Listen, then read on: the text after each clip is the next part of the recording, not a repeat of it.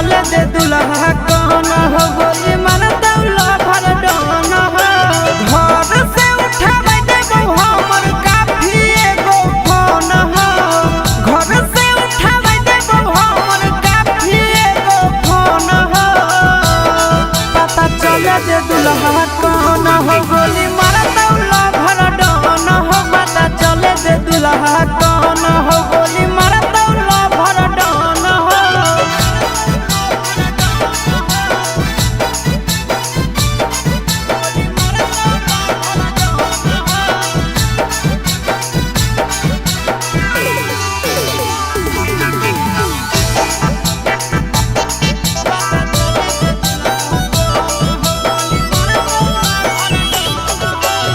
तो दुल्हवा जे मौरी बहिन के मार देबो सिक्सर के छगोली गिन के।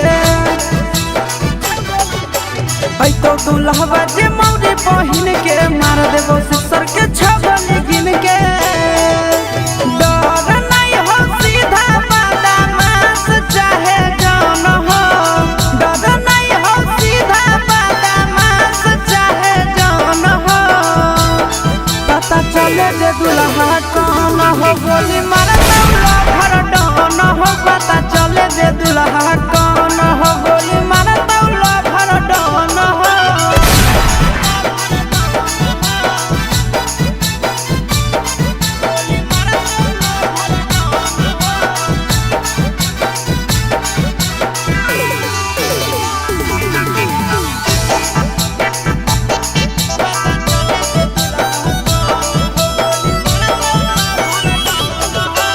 दिहल दहेजवा हो तो बराबाद गे। मरवा पे शादी नहीं हो तो सराद गे।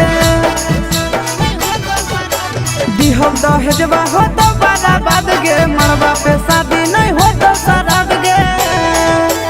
ई नहीं सोची हो चिंटू राजा आशीष नंदन मोहन हो।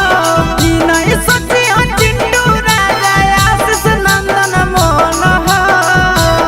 पता चले दे कौन हो गोली मारता लभर डन हो। पता चले दे दुल्हा